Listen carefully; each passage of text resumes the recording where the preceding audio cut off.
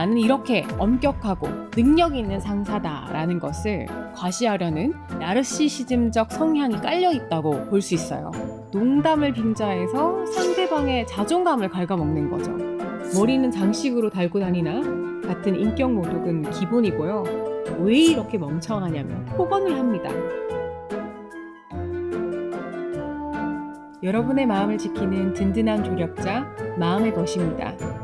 오늘은 직장인이라면 누구나 한 번쯤 겪었을 직장 내 괴롭힘에 대해 이야기해 보려 합니다. 다 너 잘되라고 하는 소리다. 회사 생활이 다 그런 거다. 라는 말로 포장된 인격살인. 오늘 그 민낯을 낱낱이 파헤쳐 보겠습니다. 지방의 한 중소기업에 다니는 3년차 대리입니다.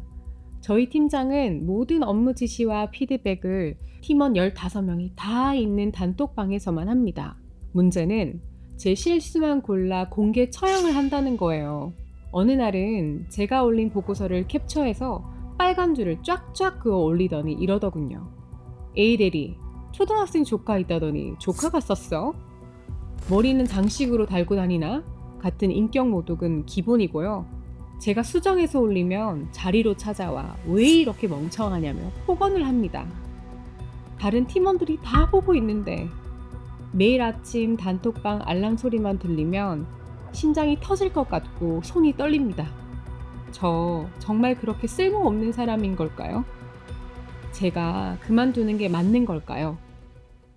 이 팀장님은 단순히 업무 효율을 위해서 단톡방을 쓰는 게 아닙니다.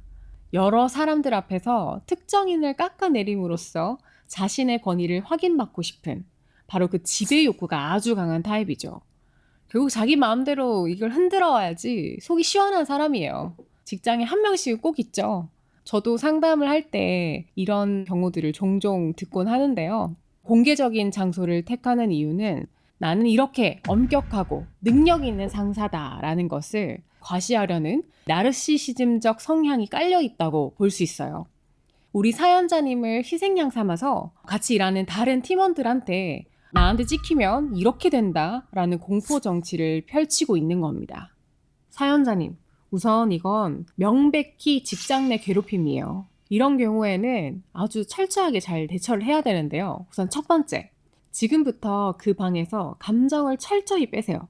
폭언을 쏟아내도 억울해하거나 변명하거나 아예 반응을 하지 마세요. 네, 알겠습니다. 수정하겠습니다. 하고 기계처럼 영혼 없는 답장만 하세요. 가해자는 사연자님이 괴로워하고 쩔쩔매는 반응을 먹고 자라는 괴물이에요. 진정한 목적은 자신에게 휘둘려서 고통받고 힘들어하는 모습을 지켜보는 거니까요. 절대 먹이를 주지 마세요. 두 번째, 지금 당장 캡처하세요. 단톡방에 올라온 이 모욕적인 언행, 시간, 날짜 전부 꼼꼼하게 캡처해서 외장하드나 개인 이메일로 꼭 보내두세요. 이것은 직장 내 괴롭힘의 훌륭한 법적 근거이죠. 어떻게 보면 하수인 거죠, 이 괴물이. 무엇보다 우리 사연자님, 회사는 회사일 뿐입니다. 그 인간의 평가가 사연자님의 인생을 결정하지 않아요. 오늘 퇴근길에는 맛있는 거 꼭 드시고 스스로에게 오늘도 그 미친 사람 견디느라 너무 고생했다 라고 꼭 안아주세요. 마음을 좀 가라앉히고 우리 이제 두 번째 사연 한번 만나보겠습니다. 이번엔 대놓고 욕하는 상사보다 어쩌면 더 교묘하고 질 나쁜 상사의 이야기입니다. 저는 광고 대행사에 다니는 신입사원입니다. 저희 부장님은 사람들 앞에서는 정말 젠틀해요. 큰 소리를 내며 화를 내거나 폭언을 하진 않습니다. 그런데 회의 시간만 되면 교묘하게 저를 망신줍니다. A씨는 학벌이 좋아서 기대를 많이 했는데 의외로 창의력이 아니에요. 내가 눈이 너무 높았나? 라며 웃으면서 사람을 바보로 만들어요. 최근에는 제 외모를 두고 A씨는 얼굴이 차가워 보여서 클라이언트들이 좀 무서워할 것 같아. 영업은 좀 힘들겠는데? 라며 업무 기회조차 주지 않습니다. 다른 선배들은 부장님 농담이라며 빵 터져 웃는데 저 혼자만 얼굴이 시뻘개져서 고개를 푹 숙이게 됩니다. 화를 내자니 저만 농담도 못 받는 예민한 사람이 될 것 같고 계속 이런 취급을 받다 보니 진짜 제 아이디어가 쓰레기 같고 제 얼굴이 비호감인 것 같아 매일 밤 울면서 잠듭니다. 은밀한 자기애라고 하죠. 코버트 나르시시즘이라고 하는데요. 은밀하게 사람을 괴롭히는 수동 공격형이라고 볼 수 있어요. 대놓고 욕을 하진 않는데 농담을 빙자해서 상대방의 자존감을 갉아먹는 거죠. 학벌이나 외모처럼 단기간에 바꿀 수 없는 요소를 건드리는 것은 아주 전형적으로 상대를 무력화시켜서 통제 아래 두려는 심리입니다. 웃음이라는 방패 뒤에 숨어서 예민한 사람으로 몰아세우면 사연자님을 심리적으로 고립시키기가 좋겠죠. 상대방이 스스로 자신을 의심하게 만드는 심리적인 조작을 주로 무기로 사용합니다. 무례한 농담을 던졌을 때 절대 같이 웃지 마세요. 무표정으로 방금 말씀하신 건 어떤 의미인가요? 라고 차분하게 되물으셔야 됩니다. 같이 웃어버리면은 진짜 재밌는 줄 알아요. 절대로 화를 내라는 게 아닙니다. 아주 정중하고 객관적인 톤으로 질문을 딱 던져서 본인이 어떤 농담을 했는지, 이 농담이 얼마나 아프고 무례한 소리인지를 좀 생각하게 만드는 거죠.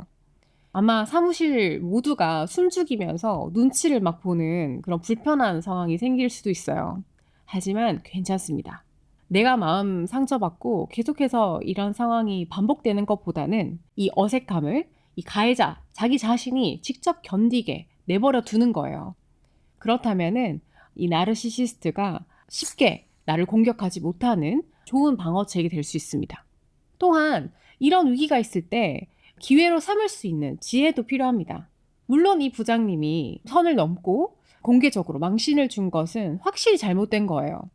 하지만 왜 이런 얘기를 나한테 했는지 한 번쯤은 좀 스스로 객관적으로 돌아본다면 좋은 기회가 될 수도 있겠죠.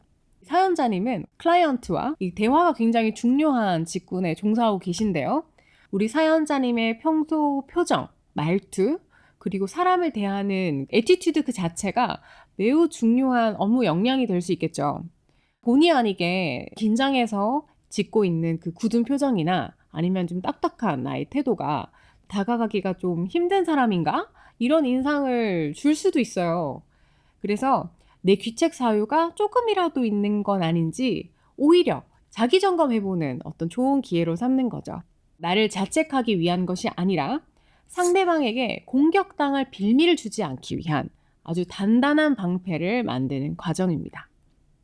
결론적으로 내가 너무 긴장해서 나도 모르게 차가운 표정을 짓고 있는 게 아니라면 그 상사의 평가는 객관적 사실이 아니라 그 사람의 비뚤어진 의견일 뿐이라는 것을 꼭 기억하세요. 그리고 그렇게 가시돋친 말을 듣고 나면 정말 누구든지 상처받은 마음에 너덜너덜해질 거예요. 퇴근 후에 너무 힘들고 지친다고 침대에 널브러져서 잠들지만 마시고요. 오히려 더 밖으로 나아가세요. 나를 정말 사랑해주고 지지해주는 사람들, 가족이나 취미 활동 공유하는 친구들이랑 같이 시간을 보내면서 자존감을 좀 회복하시기를 바랍니다. 오늘 두 사연을 우리 같이 들어봤는데요. 이 두 가지 사연의 공통점은 가해자들은 항상 너를 위해서 또는 농담인데 뭐 그렇게 예민하게 그러냐라는 핑계를 댄다는 거예요. 하지만 의도가 어땠든지 간에 듣는 사람이 상처받고 아프다면 그건 더 이상 뭐 교육도 아니고 농담도 아니죠. 여러분, 오늘도 버티느라 너무 고생 많으셨습니다. 하지만 무조건 참는 것만은 답이 아닙니다. 여러분의 마음은 그 무엇보다 소중하니까요. 지금까지 마음의 벗이었습니다.